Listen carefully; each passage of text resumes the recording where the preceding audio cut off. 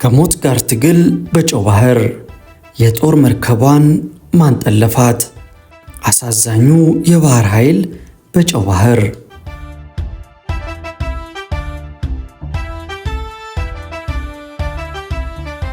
ጊዜው መስከረም 8 ቀን 1976 ዓ.ም ነው። የኢትዮጵያ የጦር መርከብ ለአጭር ቀን ቅኝት ብላ የባህር ኃይል አባላትን እንደያዘች ከአሰብ ወደብ ተንቀሳቀሰች። በኋላም ብዙም ሳይቆይ ደብዛዋ ጠፋ። የት ገባች ለሚለው ምላሽ ጠፋ።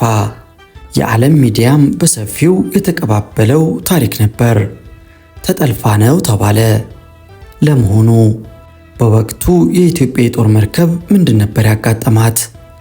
በሰዓቱ በመርከቧ ላይ የነበረውና የባህር ኃይል ባልደረባ የነበረው ዱላ ጉታ መርከቧ ምን እንደገጠማት፣ እንዴት እንደጠፋች፣ የባህር ኃይሉንስ ምን እንዳጋጠመው እንደሚከተለው ያስቃኘናል።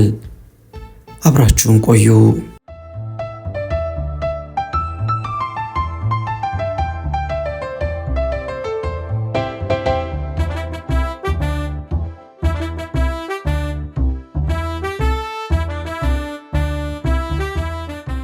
ከሞት ጋር ትግል በጨው ባህር በዱላ ጉታ።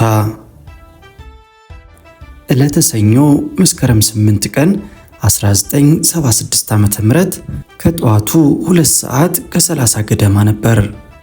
ቁጥራችን ወደ 20 የሚደርሰው የባህር ኃይል መኮንኖችና መርከበኞች በአንዲት አነስተኛ የጦር መርከብ ለቅኝት ከአሰብ ወደብ የተንቀሳቀስ ነው። መርከቢቷ ያላት ነዳጅ 160 ማይልስ ርቀት ብቻ የሚያስጉዝ በመሆኑ ቅኝቱ ሩቅ አሰልቺና አድካሚ እንደማይሆን ተስፋ አድርጌያለሁ። ምክንያቱም ከ3 ቀን በላይ የውሃ ላይ ቅኝት የምናደርግ ቢሆን ኖሮ ተጨማሪ ነዳጅ ይቀዳ፣ ውሃ ይሞላ፣ ስንቅ ይያዝ፣ ሌላም ብዙ ጣጣ ይኖር ነበር። በዚህም የተነሳ ብዙዎቻችን ከጥቂት የውሃ ላይ ቆይታ በኋላ በሰላምና በጤና አሰብ እንደምንመለስ ጥርጣሬ አልነበረንም። ፈጣኗ መርከባችን ከወደብ ውጪ መልህቃቸውን ጥለው ወደ ወደቡ ለመግባት ተራቸውን በመጠባበቅ ላይ በሚገኙ መርከቦች መሃል እየተሽለኮለከች ፍጥነት በመጨመር ስትፈተለክ ሁሉም በየሥራ ምድቡ ደፋ ቀናውን ተያያዘው። ብዙዎቻችን በዚች መርከብ ላይ ከ2 ዓመት ወይም ከዚያ በላይ አገልግለናል። መርከቢቷ ቤታችን፣ መስሪያ ቤታችን ነች። እሷው ላይ እንውላለን፣ እናድራለን። እሷው ላይ እንሰራለን። መኝታ ቤታችን፣ ምግብ ቤታችንና የሥራ ቦታችን አንዱ ከሌላው የሚርቀው በሜትር የሚለካ ነው። ተመሳሳይ መልኩና ድግግሞሹ ያሰለቻል። በዚህ ላይ ጸጥታ ብሎ ነገር የለም። ሁሉ ጊዜ ጩኸት ነው። ሰው ይጮኋል። የአየር ማቀዝቀዣው፣ የውሃ መሳቢያ ሞተሮች፣ የመርከቧ ሞተር ሁሉም በአንድነት ወይም በየተራ ይጮኻሉ። በዚህ ሁሉ ጩኸት መሃል ለሕይወት ቀላል ግምት ሰጥተው ቀልደው የሚስቁ ተጫውተው የሚያስፈግጉ ሰዎች ባይኖሩ ሕይወት በመርከቧ ላይ በጣም አሰልቺ ይሆን ነበር። በዛሬው ጉዞ ላይ ግን ለጨዋታ የሚሆን ፋታ አላገኘንም። ምድቤ የመርከቧ ዋና አዛዥ ጎን በመሆኑ በትዕዛዝ እያጣደፉኝ ነው። ሌሎቹንም እንደዛው። ከዚህም በተጨማሪ በልቤ ውስጥ አንዳች ፍርሃትና ጥርጣሬ የጫረብኝ ጉዳይ የዋናው አዛዥ ከወትሮ የተለየ ጸባይ ነው። ከመነሻችን ጀምሮ ፊታቸው ላይ እርጋታ አላነበብኩም። ምክንያቱም ባላውቅም ትዕግስት አጥተዋል። ትዕዛዛቸውን ቶሎ ቶሎ ይቀያየራሉ። ስቲር 360 ዲግሪ፣ ስፒድ 1200፣ 1800 አርፒኤም። አንድ ቦታ ረግተው አይቆዩም። እዚህም እዚያም ላይም ታችም ይላሉ። የመርከቧን መሪ ይዞ ከጎን ያለው መርከበኛ ሰውየው ምን ነካቸው? እንኳን ቀንና በጨለማም ስንሄድ እንዲጨንቋቸው አያውቅም አሉኝ። ነገሩ እውነት ነበር። እንኳን አዛዦችና እኛም ጥልቅ እውቀት የሌለን ረዥም ጊዜ በማገልገላችን የኢትዮጵያን የባህር ጠረፎች በዓይናችን እናውቃቸዋለን። ከእያንዳንዷ ደሴት ተራራና ድንጋይ ጋር ተለማምደናል። ከአንዱ ቀጥሎ ማን እንዳለ ጠንቅቀን እናውቃለን። ታዲያ ጉዳዩ ምንድን ነው? አዛዣችን ምን ገጠማቸው? በእርግጥ አዛዣችን ከበላይ አለቆች ጋር እንደማይስማሙ አውቃለሁ። መርከባችን ለጨለማው የቀይ ባህርና ለአካባቢው ሙቀት እንድትስማማ ሆና ከመሰራቷን በላይ ሞተሮቿ እንደ ሌሎች መርከቦች የ45 ደቂቃና የ1 ሰዓት ዝግጅት ሳያስፈልገው በ10 ደቂቃ ውስጥ ለጉዞ ዝግጁ ይሆናል። በዚህም የተነሳ የዘመቻ መምሪያ መኮንኖች ትዕዛዛቸውን የሚያስተላልፉት ከቢሮአቸው ብቻ ሳይሆን ከመዝናኛ ክበብ፣ ከቀይ ባህርና ከዳህላክ ሆቴሎች ሆነው ጭምር ነው። እናም በዚህ ትዕዛዝ አዛዦቹን ትዕዛዛችሁ ስርዓት እንዲኖረው ይገባል በማለት እንደሚጨቃጨቁ አውቃለሁ። በዚህ በተንዛዛውና ስርዓት በሌለው ቢሮክራሲ ሁላችንም ብስጩ ነን። ቢሮክራሲው ግን የዋዛ አይደለም። በተለያየ ጊዜ በነጠላና በህብረት ያደረግነውን ተቃውሞ አኮላሽቶታል። ጓደኞቻችንን እስከ ማጣት አድርሶናል። በተለይም የመርከባችንን ዋና አዛዥ የማስታውሳቸው በተቃውሞ ምክንያት ተይዘው ለመቀጣጫነት ጉርጉሱም ላይ 11 ጓደኞቻችን በተገደሉለት ማታ በተናገሩኝ ንግግር ነው። ያቺ ዕለት ድብርታም ቀን ነበረች። በዓይናችን ስር የተከናወነው ርሸና የሁላችንንም ህልውና አሳሳቢ አድርጎት ነበር። ከግማሽ በላይ ሰራዊቱ ለምሳ ወደ ምግብ ቤት አልሄደም። በዓይኑ ደም እየታየው፣ በአፍንጫው ትኩስ ደም እየሸተተው፣ እያቅለሸለሸው የምግብ ፍላጎቱ እንደተዘጋ ማታ ደረሰ። ኃይለኛዋ ፀሐይ ጠልቃ ቦታዋን ቀዝቀዝ ላለው የታህሳስ ምሽት ለቀቀች። የባህር ኃይሉ ምድብ ካለበት ወደ ምጽዋ ከተማ ሰዎችን የምታመላልሰው ጀልባ ከመቼውም ጊዜ በላይ በሰው ተሞልታ ነበር። የደሞዝ ቀን ያልጠጣ መርከበኛ አይደለም የሚል አባባል ቢኖርም የደሞዝ ቀን እንኳን እንደዚህ ሰው ወጥቶ አያውቅም። ግና ከአንድም ሰው ፊት ላይ ፈገግታ የለም። ድብርታም ቀን፣ ድብርታም ፊት። ሰው በየምክንያቱ ይጠጣል።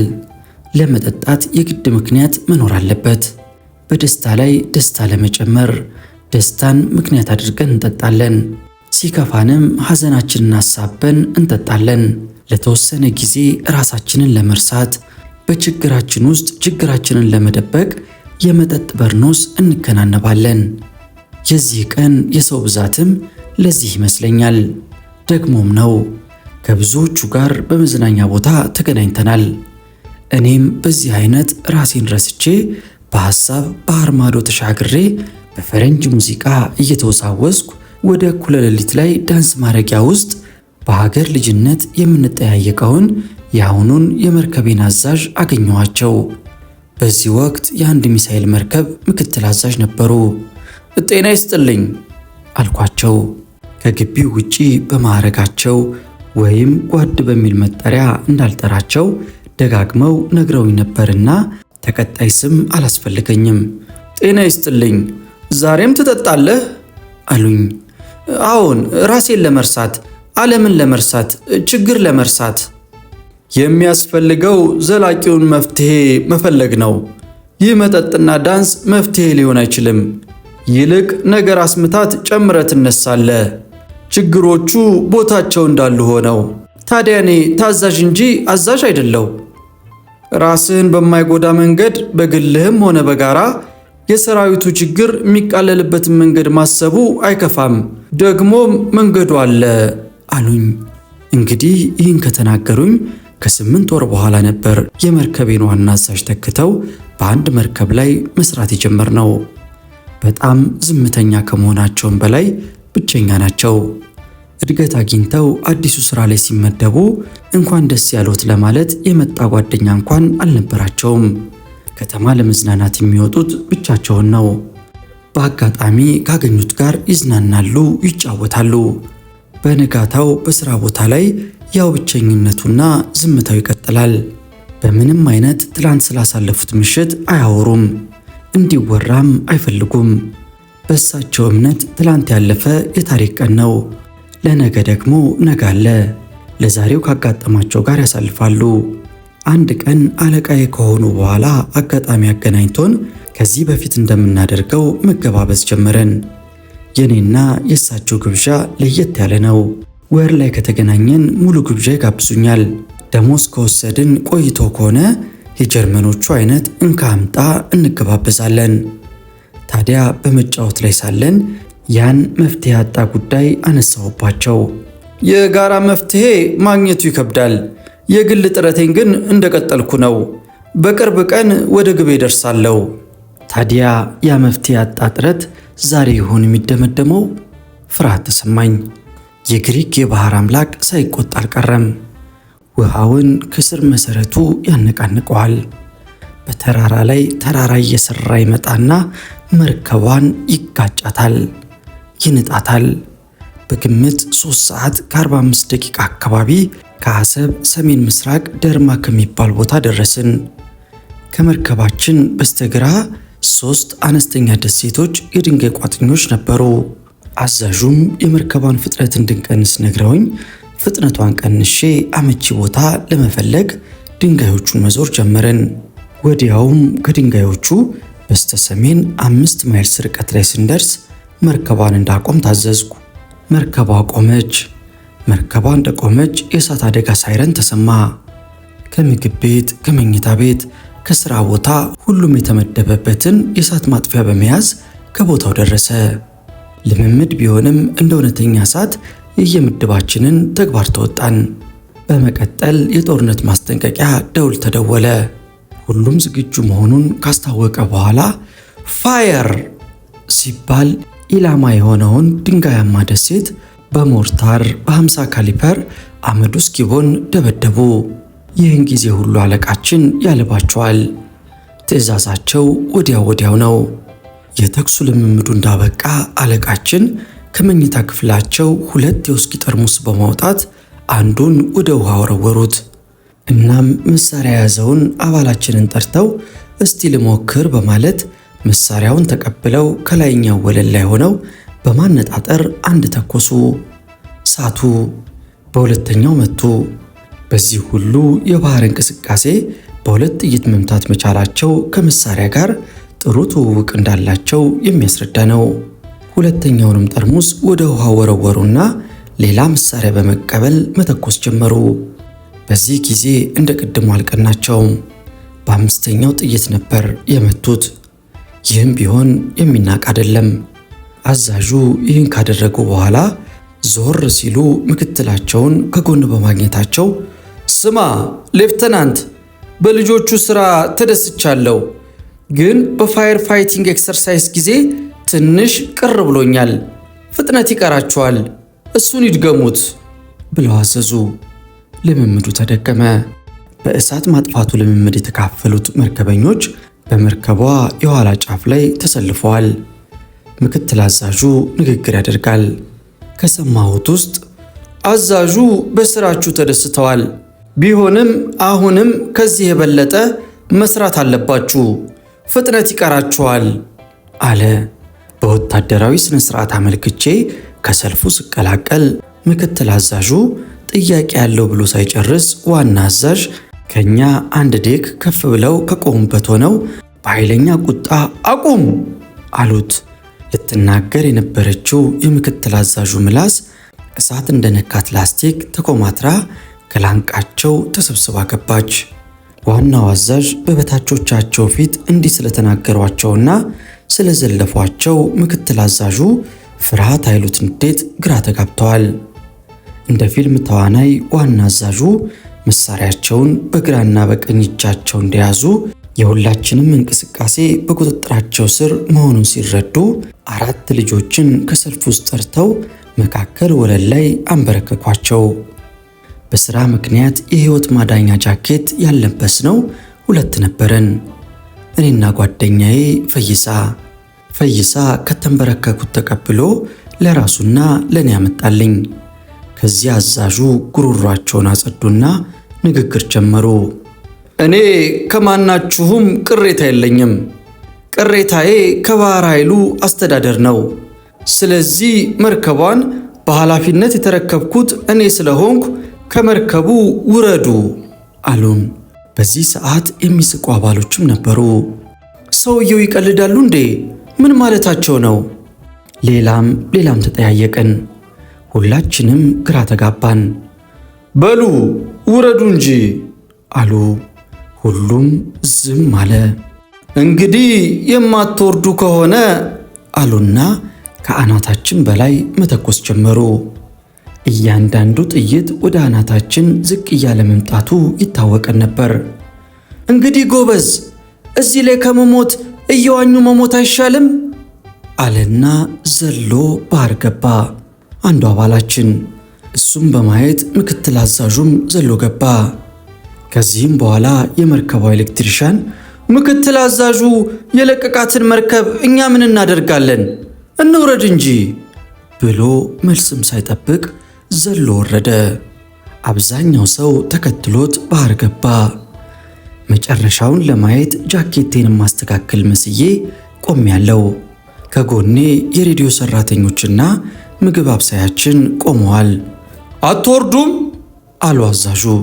እኔ ውሃን አልችልም፣ መሞት ካለብኝ እዚሁ ላይ ልሙት አለና ምግብ አብሳያችን ወለሉ ላይ ቁጭ አለ። ሬዲዮ ሰራተኛችን ደግሞ እኔም ዋና አልችልም፣ ያም ቢሆን መዋኛ መያዝ ይኖርብኛል ብሎ ተከራከረ። አሁንም እንደገና ጥይት በጆራችን ዙሪያ ማፋጨት ጀመረ። ለእኛ የሚተኮሰው ጥይት ባህር ላይ ያሉትን ለጥቂት እየሳተ ከጎናቸው ያርፍ ጀመር። እነሱ ደግሞ ባህር ላይ ሊጨርሰን ነው ብለው ተረብሸዋል። የሰውየው አያያዝ የማያመች መሆኑን ስረዳ ዘልዬ ባህር ገባው። የሬዲዮ ሰራተኛውም ተከትሎኝ ገባ። ገና ገብቼ አንድ ሁለት እንደቀዘፍኩ ምክትል አዛዡ ውሃ ውስጥ ሆኖ ትዕዛዝ ይሰጣል። በፕሮፔለር ሊጨርሰን ነው፣ ተበታተኑ እያለ። በሱ ትዕዛዝ ሁሉም ተበታተንና አንድም ሁለትም እየሆነ ቅድም ወደ ተደበደበችዋ ደሴት ጉዞ ጀመረ። እኔም ወደዚያው ለመሄድ ገና መሳብ እንደጀመርኩ ከኋላዬ ስሜን የሚጠራ ሰው ሰማው። መጀመሪያውኑ ከመርከቧ ያለ አግባብ ሲወርድ ብልቱን በውሃ ተመቶ ሕሊናውን ስቶ የነበረ አባላችን ነበር የሚጠራኝ። እሱን ለማየት ዞር ስል ዋናው አዛዥ አንዱን ክላሽንኮቭ ወደ ባህር ሲወረውሩ አየው። ከዚያም የመርከቧ ሞተር ከፕሮፕለር ጋር የሚያገናኘውን ትሮትል ዘንግ ወደፊት ገፋና ምንም ሳይቆይ የመርከቧን ፍጥነት ጨምረው ተፈተለኩ። ባለፉት ቅርብ ቀናት በጎረቤት ሀገር ላደረገችው የጉብኝት ጉዞ አስፈላጊውን ጥገና ሁሉ ተደርጎላት የነበረችው መርከብ በዚያ ፍጥነት ባህሩን እየሰነጠቀች ስትሄድ ካለሁበት ሳልነቃነቅ ዝም ብዬ በዓይኔ ተከተልኳት። እያነሰች ሄዳ ነጥብ አከለች። በቃ ስኮርፒዮን ደህና ሁኚ፣ ንብረት ቤቴ ደህና ሁኚ፣ ሕይወት ደህና ሁኚ አልኩ በሐሳቤ። ከሄድኩበት የሀገር ስመለስ የቅድሙ ድምፅ አሁንም ይጠራኛል። ጥለኸኝ የት ትሄዳለህ? በቃ እኔ እዚሁ ተበልቼ እቀራለሁ ማለት ነው? እባክህ ትንሽ እርዳኝ፣ እኔም እሞክራለሁ አለና ወተወተ። ሌላው ደግሞ ጎበዝ፣ አንድ ጥይት ለኔ። ምን ነው ዋኝቼ ላልወጣ ለምን ስቃይን ታበዛላችሁ? ይላል። 4 ሆነን ቀርተናል።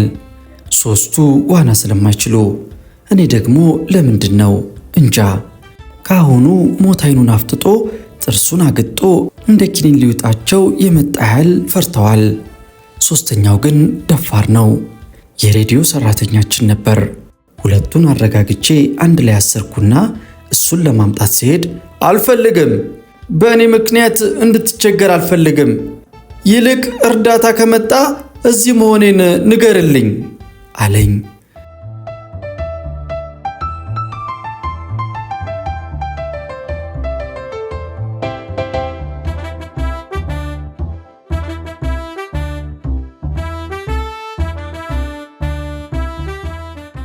የተበታተነው ሰው በቡድንም በግልም እየሆነ ወደ ድንጋያማው ደሴት መዋኘቱን ቀጥሏል። ርቀውም ሄደዋል። እኔና ዋና የማይችሉት ብቻ ወደ ኋላ ቀርተናል። ትቻቸው እንዳልሄድ ህሊናዬ አልቀበልም አለኝ። በሳቅ በደስታው ጊዜ አብረን እንደነበርን ሁሉ በስቃይና በመከራው ቀንም እንዴት ትቻቸው ልሂድ? ከነሱ ጋር መሆን አለብኝ አልኩ። የሚያልፍ ቀን የማያልፍ ስም ያሰጣል። ኖርኩም ሞትኩም ከእንግዲህ ዕጣዬ ከነዚህ ጋር መሆን አለበት። የቀረን ወደ ደሴቲቷ ጉዞ መጀመር ነው።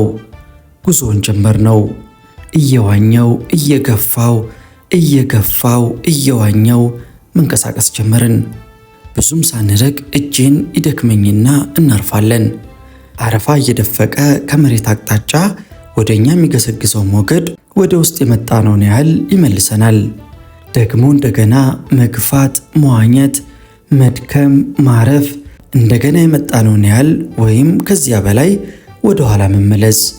በዚህ ላይ ሰው አይተው የማያውቁ የባህር አሞራዎች ካገኙት አካባቢ ስጋችንን ሊቦጭቁ ወይንም አይናችንን ሊያጠፉ በላያችን ላይ ያንዣብባሉ። ቢቸግረን ጫማችንን እያወለቅን መከላከል ጀመርን። አንዳንድ እያዋጣንም ወረወርንባቸው። ወደ ኋላ ላይ እኛም ለመድናቸው፣ እነሱም ለመዱን። በዚህ አይነት ከሩቅ ደሴቲቷን እያየን ወደ እሷ ለመድረስ የነበረን ምኞት በምኞት ደረጃ ቀርቶ አንዴም ሳናርፍ ግን ውጤት ሳናገኝ ፀሐይቷ አሽቆለቆለች። በዚህ መካከል አንድ ሐሳብ መጣልኝ። በብዛት ሆነን ያለምንም እረፍት ብንገፋቸው በቀላሉ ሊወጡ ይችላሉ። ስለዚህ ወደ ደሴቲቷ ሄጄ ሰውን በማስተባበር ተመልሰን መተን ሰዎቹን ለመርዳት እንድንችል ወይም እርዳታም ከደረሰ በቅድሚያ ለነሱ እንዲያደርስ ለማድረግ የእኔ ወደ ደሴቷ መሄድ አስፈላጊ እንደሆነ አመንኩበት። ስለዚህ የእኔ እዚህ መቆየት ምንም ውጤት ስለማይሰጥ በእኔ መሄድ እንዲያምኑ ማግባባት ነበረብኝና ይህንን አደረግኩ። በመጨረሻም ልጆቹ በእኔ መሄድ አስፈላጊነት አመኑ። የሻርክን ዓይን የሚስቡ ማንኛውም አብለጭላጭ ነገር፣ የቀበቶ ብረት፣ የእጅ ሰዓትና አብረቅራቂ ቁልፎች ሳይቀር በኪሳችን ከተን ስለነበረ ስንት ሰዓት እንደሆነ ባላውቅም ፀሐይ ካሽቆለቆለች በኋላ ጉዞ ጀመርኩ። አቅሜ የፈቀደውን ያህል ከቦታው ለመድረስ ጥረቴን ቀጠልኩ። አሁን ብቻዬን ስሆን ጊዜ ፍርሃት አለኝ። ምንም እንኳን ዋና ባይችሉም የባህርን አውሬ ለመከላከል ከልጆቹ ጋር መሆን ጥሩ ነበር። ብቸኝነትና ፍርሃት ተጫጫኑኝ። ግራ ተጋባው። ጉዞዬ ወዴት መሆን አለበት? ወደፊት ወደ ደሴቱ ወይስ ወደ ኋላ ወደ ልጆቹ? ጨነቀኝ። እኔም መውጣት የምችለው ለልጆቹም እርዳታ የማደርሰው የግድ እኔ ደሴቷ ላይ ከደረስኩ ብቻ መሆኑን በማመን ጉዞዬን ወደፊት ቀጠልኩ። ስንት ሰዓት መፍራት ይቻላል? ከሞት ጋር ተፋጦ በብዙ ሰዓታትና ቀናት ይቆያል። ግን ፍራቻው ለጥቂት ጊዜ ብቻ ነው። ከአሁን በኋላ በማንኛውም ሰዓት በባህር አውሬ እበላ ይሆናል። ይህ እስኪሆን ግን ጥረቴን መቀጠል ይኖርብኛል። ፀሐይ ከጠለቀች ትንሽ ቆይታለች። ወደ ደሴቲቷ ለመድረስ አሁንም እንደ ጣርኩኝ ነኝ። ሆኖም ብዙ ይቀረዋል።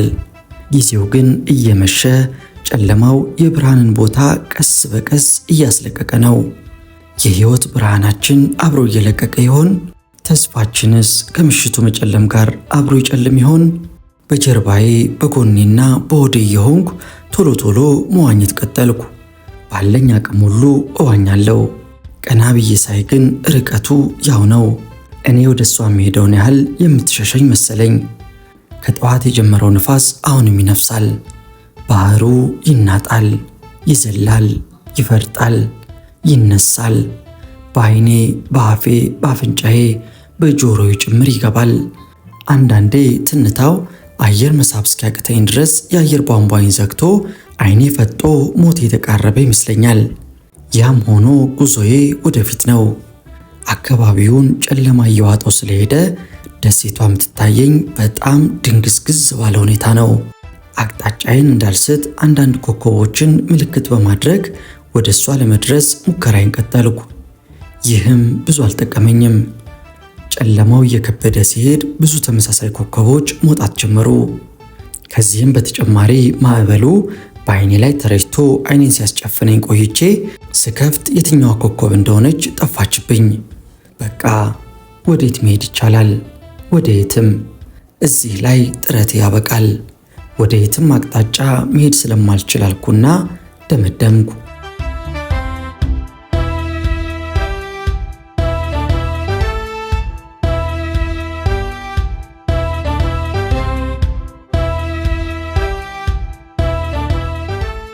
ዋናውን ካቆምኩ ቆይቻለሁ። አካባቢው ሙሉ በሙሉ በጨለማ ተውጧል። የባህሩ እንቅስቃሴ አሁንም አልቀነሰም። በዚህን ጊዜ ውስጥ ብዙ ማይል ወደ ውስጥ ይዞኝ እንደሄደ ገመትኩ። በመሆኑም ለተወሰነ ጊዜ ከማዕበሉ ተቃራኒ መዋኘት እንዳለብኝ ተረዳው። ትንሽ እንደዋኘው ከመጣሁበት አቅጣጫ ባህሩ ሲያበራ ተመለከትኩ። በቃ ሕይወት አዲዮስ! ሻርክ ወይም ሌላ አውሬ በከፍተኛ ፍጥነት ወደ እኔ እየገሰገሰ መሆን አለበት አልኩ።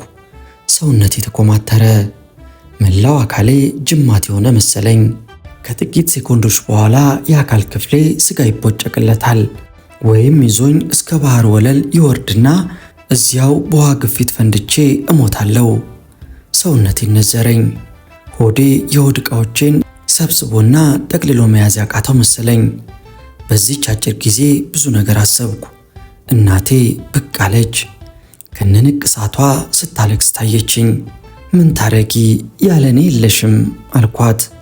ከዚያማ የተወለድኩበት ሰፈር፣ ጓደኞቼ፣ ትምህርት ቤቴ፣ ባህር ኃይልና ጓደኞቼ፣ ምጽዋ፣ አሰብ፣ አስመራ፣ አዲስ አበባ ግቢ ከተማ፣ የአባቴ ልጆች፣ ዳንስ ቤት፣ ቢራ፣ ሴት። ለካ ይህን ሁሉ ትቼ ነው የምሞተው። መሞቴ ካልቀረ ትንሽ ወሲብ እዚህ ውሃ ውስጥ እንኳን ቢሆን። አይ ነፍስ! በዚህ ጊዜ ውስጥ ስንት ነገር ነካካው። ስንት ቦታ ደረስኩ። አውሬው አይመጣም እንዴ? አድፍጦ ይሆናል አልኩና እኔም አደፈጥኩ።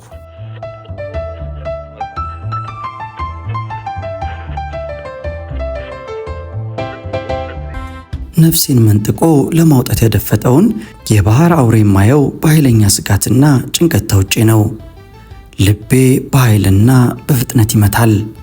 ትንፋሼ ምልክት እንዳይሰጥ ልቆጣጠረው ብሞክርም አልቻለኝ አለ። ሰውነቴም ይንዘፈዘፋል። እየፈራው መዋኘቴን ቀጠልኩ።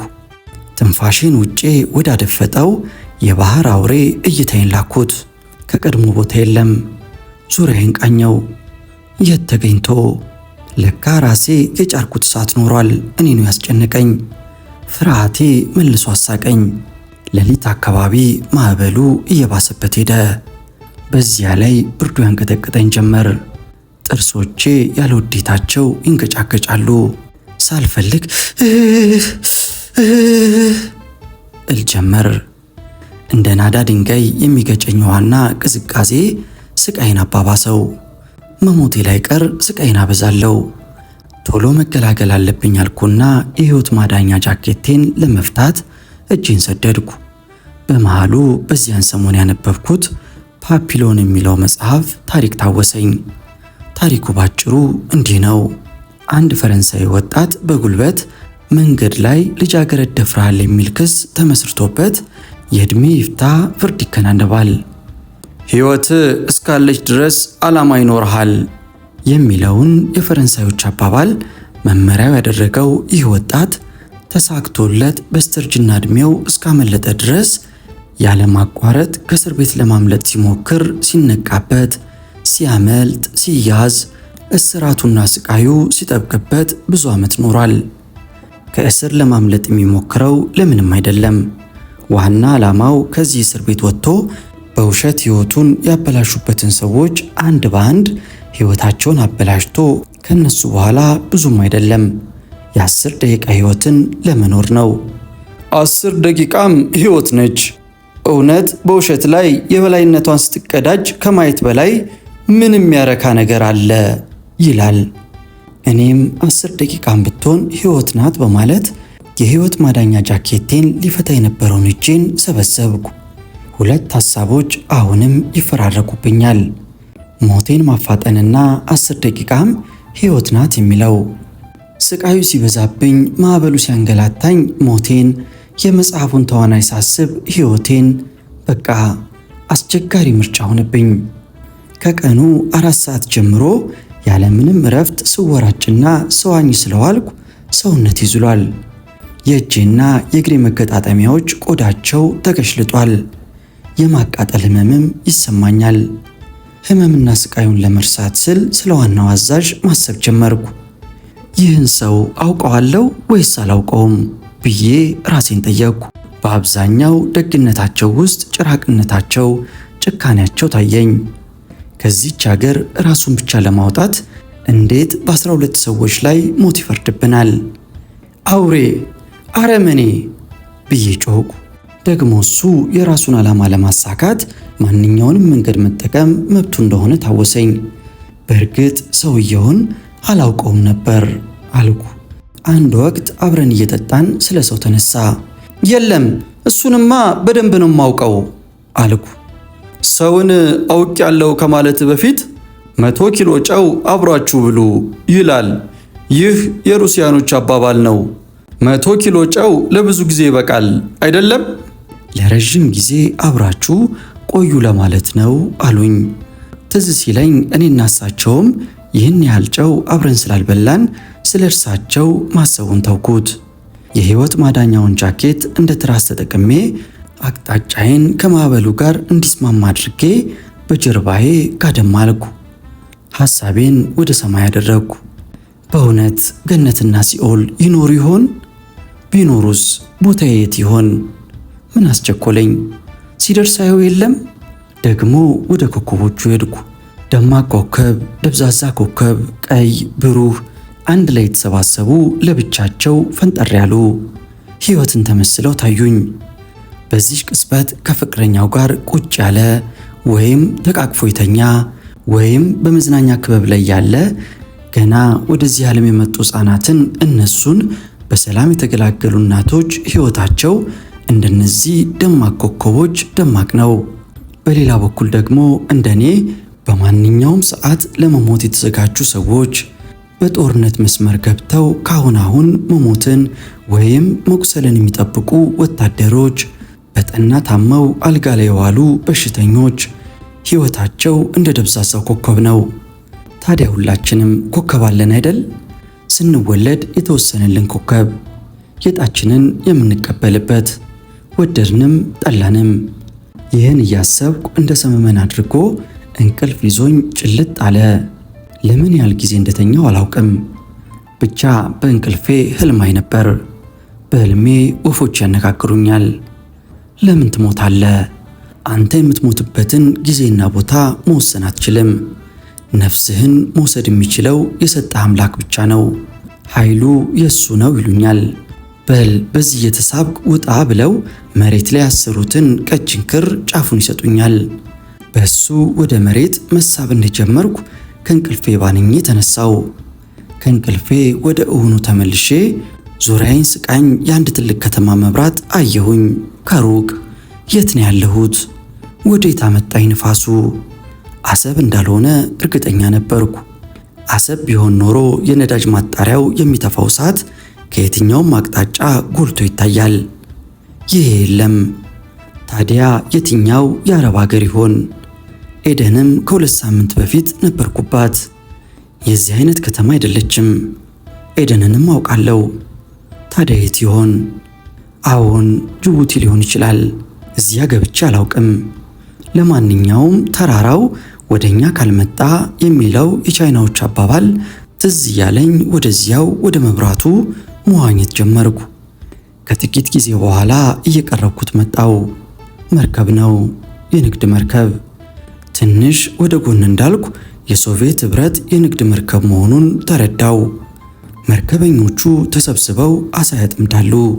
በመጀመሪያ በመህልቁ ተንጠልጥዬ ለመውጣት አሰብኩና ይመቱኛል ብዬ ፈራው። የሚሻለው መጥራቱ ነው አልኩና ታቫሬዥ ፕሊስ ሄልፕ ሚ አልኩ። አሳ ማጥመዱን አቆሙና መህልቃቸውን ሰብስበው ሄዱ። የእርግማን መዓት አወረድኩባቸው።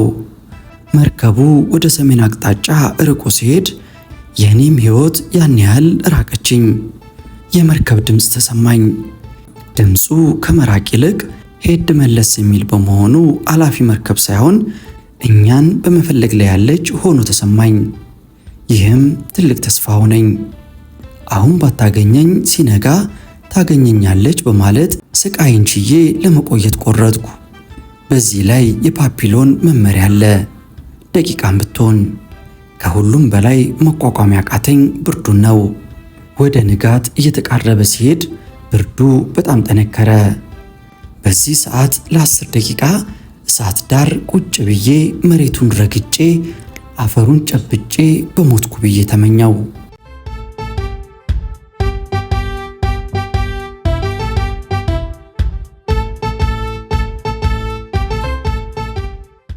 ከወደ ምስራቅ አድማስ ላይ በርበር ይመስሏል።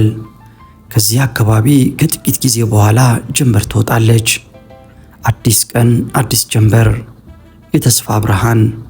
በቃ በሰላም ከነጋማ በፍለጋ ላይ የተሰማራችሁ መርከብ ከስንትና ስንት ርቀት ላይ ስለምታየን ጠዋት በቀላሉ እየተለቀምን እንወጣለን ብዬ አሰብኩ። በዚህ ተስፋ ተሞልቼ ንጋቱን በተስፋ መጠበቅ ጀመርኩ። የሚቀጥለው ብርሃን የተስፋ ብርሃን ነው። በሱ እርዳታ እንወጣለን። ብርዱን አባሮ ሙቀት ይሰጠናል።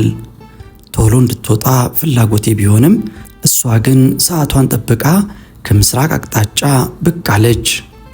ወዲያው ፀሐይ ከመውጣቷ እኛን የምትፈልገን መርከብ ወደ ሰሜን እኔ ባለሁበት አቅጣጫ መጣች። ምንም ጥርጥር የለውም አይታይ ነው አልኩ። አዲስ የመኖር ፍላጎት፣ አዲስ ተስፋ በውስጥ ያቆጠቆጠ። ከሰሜን ወደ ደቡብ ማታ ትቶኝ የሄደው መርከብም ወደ እኔ መጣ። ከሱ ምን ይጠበቃል? ማታም ጨክኖብኝ የለም። የእኔ ተስፋ እያልኩ የጦር መርከቧን በጉጉት ተመለከትኩ። እኔው ጋር ሊደርሱ ትንሽ ሲቀራቸው የጦር መርከቧ ለትራፊክ ሲባል ቀኟን ለመያዝ ስትል አቅጣጫዋን ቀየረች። የሶቪየት የንግድ መርከብ በሜትሮች ርቀት ላይ እያየኝ ሲያልፍ የጦር መርከቧም እሱን ዞራ ወደ አንድ አቅጣጫ ሲያቀኑ ከቅርብ ርቀት ላይ የነበረች ብትሆንም ሳታየኝ አለፈች። ሁለቱም መርከቦች ወደ አንድ አቅጣጫ ነጎዱ። የኔም ተስፋ አብሮ ነጎደ። አትዳኝ ያላት ነፍስ። አሁን ያለሁት ከድንጋያማው ደሴት ደቡብ ምስራቅ ነው። ትላንት የነበርኩት ከደሴቷ ሰሜን ምስራቅ ነበር። ሌሊት መጠነኛ የንፋስ አቅጣጫ ለውጥ ነበር ማለት ነው። ማዕበሉ አሁንም እንደ ትላንቱ ነው። ተራራ ሰርቶ ይመጣል። ሌላ ተራራ ከኋላው ይከተላል። አንዱ ተራራ ብድግ አድርጎኝ ከጉድጓድ ከቶኝ ያልፋል። የኋለኛው ተራራ እስኪደርስብኝ ድረስ በሁለት ተራሮች መካከል እቆያለሁ። ያም አንስቶኝ እንደገና ከሸለቆ ይከተኛል። ተራራ ይመጣል፣ ተራራ ያልፋል። ከኋላው ሌላ የውሃ ተራራ ይከተላል። የማያቋርጥ ድግግሞሽ። ከዚያም በኋላ መርከቧ ወደዚህ አካባቢ አልደረሰችም። እሷ የምትፈልገን ትላንት ከተጣልንበት አካባቢ ሲሆን እኛ በንፋስ ተገፍተን ስንትና ስንት ርቀናል። ከጠዋት ጀምሮ ደሴቷ ላይ ልውጣ እያልኩ አስብና ጉዞዬን ወደዚያው ሳደርግ እሷ ደግሞ ከሌላ አቅጣጫ ወደ እኔ ስታመራ ያታለው። ደግሞ ወደ እሷ እመለሳለሁ። ትመጣና እኔን ሳታይኝ ወደ መጣችበት ትመለሳለች። ወደ አንዱም ሳልሆን ለሁለተኛ ጊዜ ፀሐይ ያዘገዘቀች። ውሃ ጥም ሊገለኝ ነው። ውሃ ላይ ሆኜ ውሃ ጥም። የደረቀው ጉሮሮዬን ለማርጠብ ስጎነጨው ጨው የመረረኝ ይወርድና ያራሰኝ ይመስለኛል። አሁንም ትንሽ ቆይቶ ይጠማኛል። እንደገና ጎነጫለሁ። ጨዋማው የባህር ውሃ ካፌ ጀምሮ እያቃጠለኝ ይወርዳል። የማያቋርጥ ግን አንዳንድ ጉንጭ ለመጎንጨት ፋታ የሚሰጥ ጥማት። የምግብ ፍላጎቴ ግን ሞቷል። ትላንት ቁርስ የበላው እስካሁን ምንም አላለኝ። ፍላጎቱ ባይኖርም ሰውነቴ በዚህ በማያቋርጠው እንቅስቃሴና በምግብ እጥረት ዝሎ በመጨረሻም ለሞት ያደርሰኝ ይሆናል ብዬ ሰጋው። በዚህ መሃል አንድ የባህር ተክል ሲንሳፈፍ አግኝቼ አጋጣሚ በላው። ሊርበኝ ይችላል በሚል ፍራቻ ብቻ። በዚህ አይነት ሁኔታ ሳለው ወደ 11 ሰዓት መርከቧ ከኔ በስተግራ በግምት ከ2 ማይል ላይ ሰው ስታነሳ ተመለከትኩ። መርከበኞቹ እሱን እያወጡ በእጃቸው ወደ እኔ ሲያመለክቱ አየኋቸው። አዲስ የመኖር ተስፋ፣ አዲስ የሚቀጥል ሕይወት፣ ሞቶ እንደመነሳት ወይም እንደገና እንደመወለድ። ባለኝ ኃይል ሁሉ ወደ እሷ ዋኘው። እሷም ወደ እኔ ቀዘፈች። አይ አምላኬ፣ በቃ ልወጣ ነው። እንደገና ኑሮዬን ሀብዬ ልጀምር ነው። ከጓደኞቼ፣ ከወዳጆቼ፣ ከዘመዶቼ ልቀላቀል። የባህር አውሬ ሳይበላኝ ይህንን ሁሉ ሰዓት ቆይቼ በደህና ልወጣ። በቃላት መግለጽ፣ በወረቀት ላይ ማስፈር የማይቻል የደስታ ስሜት ነበር በውስጥ የተሰራጨው። ለእርዳታ የመጣልኝን ባህር ጠላቂ ሳላስቸግር በራሴ ጉልበት እየዋኘው ከመርከቧ ላይ ወጣው። በዙሪያ ይዞኝ የከረመው የውሃ ግፊት ከላይ ላይ ሲነሳ ሰውነቴ እንደ ገለባ ቀለለኝ። ሚዛኔን መጠበቅ አቃተኝ። ከዚህ በኋላ ነው ሰዎች እየደጋገፉ ወደ መኝታ የወሰዱኝ። እርዳታ ሰጪ መርከቧ ላይ ከወጣው በኋላ ቀደም ሲል ከልዩ ልዩ ቦታ ተለቃቅመው በመርከቧ ላይ ከሚገኙ ጓደኞቼ ጋር ተገናኘን። ግማሾቹ ታመው እንኳን ጓደኞቻችን ይኖሩ ይሞቱ ሳይታወቅ ሐኪም ቤት አንተኛም ብለው የሚንከራተቱ ነበሩ። ገና እኔ ከመውጣቴ ፈይሳስ እያሉ ጠየቁኝ።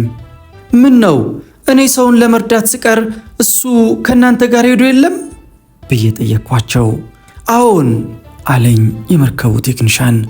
ደሴቱ አካባቢ እንደደረስን ያንተን መቅረት አይቶ ምን ብዬ ትቼው ይሄዳለሁ፣ ተመልሼ መፈለግ አለብኝ ብሎ ወደ ኋላ ተመልሷል አለኝ። እውነተኛ ጓደኛ በክፉ ቀን ይፈተናል። በደስታና በፈንጠዝያ ጊዜ ብዙ ጓደኛ መሳይ ሰዎች ሊኖሩን ይችላሉ። ሕይወትን በአደጋ አጋፍጦ ራሱን በመስዋዕትነት የሚያቀርብ ጓደኛ ከሺህ አንድ ቢገኝ ነው። እኔና ፈይሳ ከአንድ ትምህርት ቤት በአንድ ጊዜ እንቀጠር እንጂ ቁጥራችንም ተከታታይ ቢሆንም በትምህርት ቤት አንተዋወቅም። ከቤተሰብ ተለይተን ከወጣን ወዲህ ግን በክፉም በደጉም አንድ ላይ ነበረን። አንድ አይነት ሙያ መርጠናል። ሙያችን ደግሞ የበለጠ አቀራርቦናል። ቢሆንም በዚች ቀን ፈይሳ ለእኔ የዚህ አይነት መስዋዕትነትን ለመክፈል ዝግጁ መሆኑን አላወቅኩም ነበር። እኔስ ብሆን ይህንን ለማድረግ ተዘጋጅቼ ነበር ወይ ብዬ ራሴን ስጠይቅ በእርግጥ ዛሬ ማንኛውንም አይነት ስቃይ ሞትን ጨምሮ የምቀበልለት ይመስለኛል። ከዚያ በፊት ግን እንጃ መናገሩ ይከብደኛል። በእርግጥ የሱን ያህል የማይቀርቡኝን ለመርዳት ራሴን ለአደጋ አጋልጬ ነበር። የእኔ ግን ይሉኝታ ይመስለኛል። ነገ ከዚህ አደጋ ተርፈን ብንገናኝ ምን እላለው፣ ምን ይሉኛል የሚል አይነት ይሉኝታ። እኔ እንደወጣው ወደ ሐኪም ቤት ሊያደርሱኝ መርከቧ ጉዞ ጀመረች። ፈይሳ ሳይገኝ ወዴትም መሄድ እንደማልፈልግ ለመርከቧ አዛዥ ደጋግሜ ገለጽኩላቸው። ግን አዛዡ ከምጽዋ የመጡ እርዳታ ሰጪ መርከቦች በፍለጋ ላይ መሆናቸውን ገለጹልኝ። ቢሆንም ጥቂት እንደተጓዝን ከአንደኛዋ መርከብ ጋር በሚያደርጉት የሬዲዮ ግንኙነት እዚህ ጋር አንድ ሞት አግኝተናል፣ እስካሁን ያልተገኙት 2 ሲሆኑ በሕይወት ይኖራሉ የሚል እምነት የለኝም ሲሉ ሰማውና ጮኩኝ። የለም ፈይሳ በሕይወት ይኖራል፣ ፍለጋው መቀጠል አለበት አልኳቸው። እሺ ብለው ያጽናኑኝ እንጂ ሁሉም መርከቦች ወደ ቤት ጉዞ ጀምረው ነበር። ለመጨረሻ ጊዜ በተደረገው ማጣራት ባህር በገባ በ33ኛ ሰዓት የመጨረሻው ሰው ፈይሳ ተገኘ።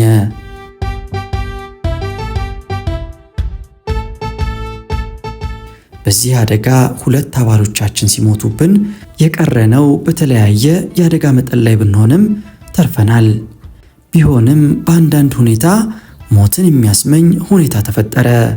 እንደ ቤታችንም የሥራ ቦታችንም የነበረችዋ መርከባችን ያለንን ሁሉ ይዛ ሄዳለች። ወደ ባህር ስንገባ ከነበረን ዩኒፎርምና የውስጥ ሙታንታ በስተቀር የቀረን የለም። ያ ሁሉ የጨው ውሃ ጠጥተን ስንወጣ ቅያሪ ከየት ይምጣ? ምን ለብሰን እንተኛ? ሰውነታችንንስ እንዴት እንታጠብ? ልብሳችን ላይ የደረቀው ጨው መላ አካላችንን በተለይም የቆሰለ ቦታ ላይ ያቃጥለን ነበር። ችግራችን ችግር ነበር። ባህር ኃይሉ ግን ከዳር ሆኖ ይመለከታል። ምንም ያደረገልን ነገር የለም። ቢቸግረን ለሚቀርቡንና ለምንቀርባቸው ችግራችንን ማወያየት ጀመርን። ከቡና ቤት ሰራተኛ እስከ ሀብታም ነጋዴዎች፣ ከተራ ወታደሮች እስከ መኮንኖች፣ ከባህር ኃይል አባላት እስከ አየር መቃወሚያ ያሉት አባሎች ተረባርበው ከችግራችን መንጥቀው አወጡን። እንኳን አተረፋችሁ ሊለን የመጣ ሁሉ ስለ ሁኔታው ይጠይቀናል። እንነግረዋለን። በጥሞና ካዳመጠ በኋላ ለእናንተ ሹመት ይጠብቃችኋል፣ ሜዳሊያ እንኳን ባይሰጧችሁ ይሉናል። ምን አደረግን? ራሳችንን ከማዳን በቀር የፈጸምነው ጀብዱ የለም ስንላቸው እኔና ፈይሳን በተለይ እናንተማ ከማንም በላይ ዋና እየቻላችሁ ለሰው ስትሉ ይህን ያህል መሰቃየታችሁ ሹመት ሲያንሳችሁ ነው ይሉናል። እኛ ግን ቤታችንን አላጣነውም። ነገሩ በዚህ ሳለ አንድ መርማሪ ቡድን ከባህር ኃይል ጠቅላይ መምሪያ፣ ከአስተዳደር፣ ከፖለቲካ፣ ከደህንነትና ከመረጃ የተውጣጡ አሰብ ይደርሳሉ። በንጋታው ቃለ መጠይቆችን ያደርጉልን ጀመር። እያንዳንዳችንን ይጠራሉ። ስለ ሁኔታው ይጠይቃሉ። በቴፕ ይቀዳሉ፣ በጽሑፍ ይይዛሉ። ሁሉም ያየውና የሰማው አንድ አይነት ስለሆነ ሁሉም ነገራቸው። በወቅቱ ጉሮሮዬና አንገቴ አካባቢ ቆስሎ ስለነበረ የመናገር ችግር ነበረብኝ። ስለዚህም በቴፕ ክር የተገለበጠ ነው በማለት ለፊርማ ጠሩኝ። ሲነበብልኝ ግን ፍጹም ያላልኩት ቃል ተገኘበት። የዛ ቃል መጨመር ምናልባትም የባህር ኃይሉን ቢሮክራሲ ከበላይ አለቃ ወቀሳ ለማዳን ይመስለኛል። እኔ ግን ቃሉ የኔ ባለመሆኑ አልፈርምም አልኩ። ኮሚቴውና የኮሚቴው መሪ ተናደዱ። ገና ወደ ግባችን ደረስን ስንል ጋሬጣ ትሆንብናለህ አሉኝ። አይ ለሱ ሳይሆን አላልኩማ፣ ያላልኩት ጉዳይ ለእናንተስ ምን ይጠቅማችኋል አልኩ። ሁለተኛ ቃሉን ይስጥ ተባልኩና እንደገና ቃሌን ለመስጠት ቀረብኩ። ከዚህ በፊት ከቀረቡልኝ ጥያቄ በተጨማሪ ለምን የተከፈለው መስዋዕትነት ተከፍሎ መርከቧን አላስቀራችሁም ብለው ጠየቁኝ። አንድ በጎ ነገር ከሱ የጠበቅኩት ኮሚቴ እንደዚህ አይነት ጥያቄ በማቅረቡ በጣም አናደደኝ፣ አሳዘነኝም። መልሱን መመለስ ግዴታ ስለነበር መልሱን መለስኩኝ። በመጀመሪያ ደረጃ የአንድ ሰው አመራር ብላችሁ ለአዛዡ የፈላጭ መብት ሰጣችሁ። ካድሬዎች የዕለት ትዕዛዞች በሙሉ መስማት እስኪሰለቸን ድረስ የበላይ ትዕዛዝ ለበታች ሕግ ነው ብለው አስተማሩን። የሱ ውረዱ ማለት ለኛ ሕግ ነበር፣ ፈጽመናል። ከዚህም ሌላ ለራሳችን መከላከያ ሆነ ለሌላ ጉዳይ የነፍስ ወከፍ መሳሪያዎች ያሉት በዋና አዛዡ መኝታ ቤት ነው። በሌላ በኩል ደግሞ የመርከቧን ስትራክቸር በአይነ ህሊናችሁ ያዙና አዛዡ የነበሩበትንና እኛ ደግሞ የነበርንበትን አስቡ። እናንተስ ብትሆኑ ለእንደዚህ አይነት መስዋዕትነት ዝግጁ ናችሁ? ታዲያ ይሄ ሰራዊት መርከበኛ እንደ እሳት ራት በእሳቱ ዙሪያ እያንዣበበ ተራ በተራ ወደ እሳቱ ገብቶ ተራና የማይረባ ሞት እንዲሞት ነው ወይ? ለመሆኑ አዛዡ አመፀ ብሎ ሰራዊቱ ወይ ገሎ ወይ እጃቸውን ይዞ ቢመጣስ ኖሮ ማን ያምነው ነበር አልኳቸው። በነገሩ ላይ ያመኑ መስለው ጭንቅላታቸውን እየወዘወዙ በሆዳቸው ቂም ይዘው ሄዱ። እኛም ለመንግስታችንና ለክፍላችን ያለን እምነት ከውስጣችን ወጥቶ ሄደ።